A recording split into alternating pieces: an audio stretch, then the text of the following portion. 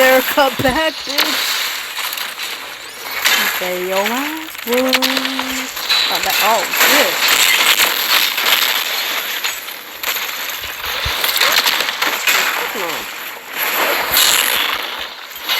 No, you don't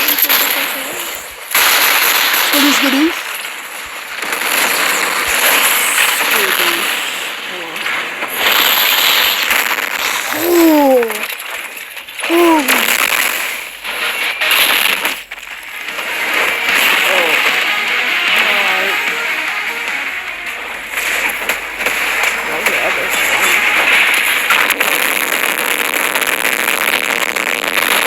Capricorn Force! Oh, hell no. Oh, shit. What's up? Cyborg.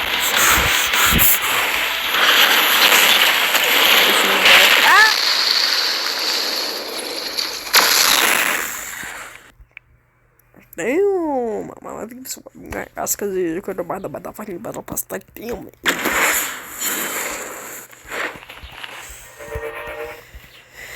I wonder if my mommy could see me from here after him.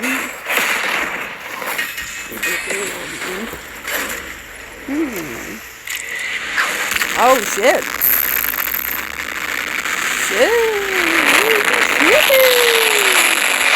You tripping? Baby alone.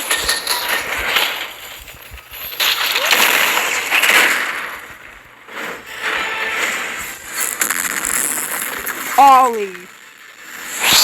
Oh, damn. Oh, chill. Oh, figured. Oh,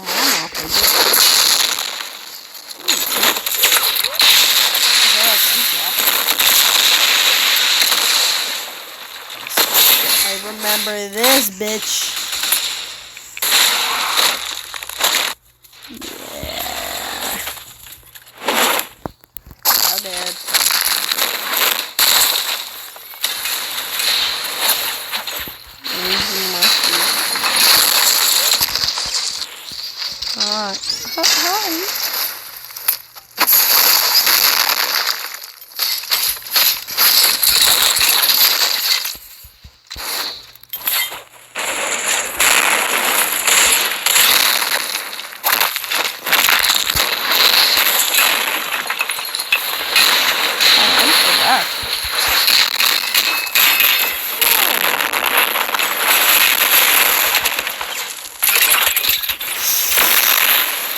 Oh, told you.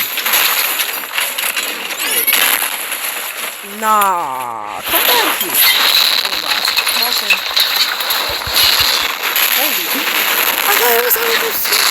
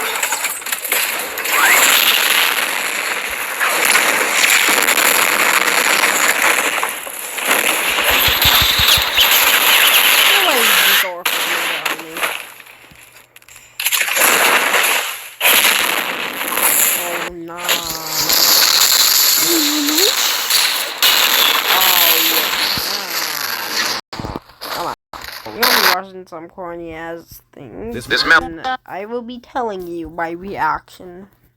First up, some horror. I have this thought that some of the best times of my life have been had in the middle of nowhere. No, you don't. A year ago, I brought a Tom and Jerry video to the channel that you guys really enjoyed, and since then I haven't really found anything related to that theme. Until this week, when this analog horror / off video of Tom and Jerry, made by a Brazilian creator, popped up. So of course, I had to bring it to you. I'm recording with glasses on because I just woke up, and you don't need to see my sleepy face. The analog horror is divided into 5 parts and was completed last month. Cool. So let's analyze this work. But before the video starts, don't forget to subscribe to the channel if you haven't already. Hook. And leave your like hook. It helps me a lot. Okay.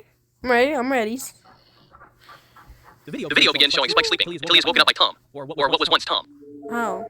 He goes after the cat, somewhat annoyed by the situation, and mentions that the house was different than it was before, concluding that Tom was up to something.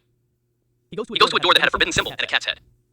I didn't understand if cats weren't allowed in, or if it was a room just for Tom. In that case, it was forbidden for any other person or animal, but as soon as he enters, things get strange. The room looked more like a crime scene. There was red liquid everywhere. But that wasn't the worst part. He discovered Tick's head, his son's dog, fixed to the wall as a decorative piece, and that sight left him feeling utterly and profoundly broken. Then, just when you least expect it, Tom sneaks up on Spike and knocks him out cold. Spike awakens several hours later, his head aching from the blow. He also found to be tied up and his mouth covered with tape. Tom ends up doing the same thing to him that he did to Ted, and the two are displayed on the wall. And there were six more empty seats. In other words, Tom had prepared that space with a plan to execute. After that, A note from Jerry appears, saying goodbye to Tom. He mentions that he was moving because he had found someone, and that they were going to start a family, and ends by saying that he hoped Tom would understand. Here we can already assume that Jerry's change was recent, and that Tom wasn't handling it well, which may have motivated him to kill his friends. But it's still just a theory. We changed scenes now, going to Frou Frou's house, and I didn't even know she had a name, that she was Tom's romantic interest in the animation. Okay. And she was complaining that her owner was taking too long to arrive. Also, you can see that it was raining heavily. She says she's sleepy and is going to bed. But outside, we see a figure approaching the house, and there's a clear reference to Foxy missions in this part. This is a big no-no.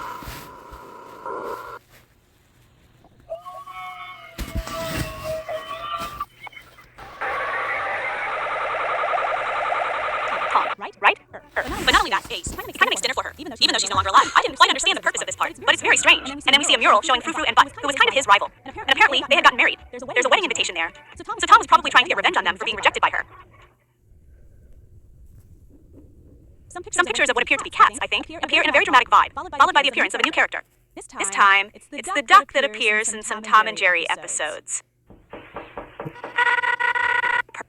Happening himself. And we don't know where he got it from, but it was there. This explains a bit of his calmness in this situation.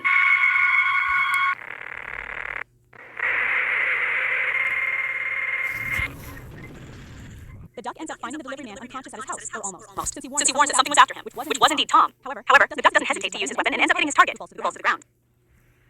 Magically, the lights in his house come back on. I don't know. And while he was calling the police, Tom reappears. And pretends to hide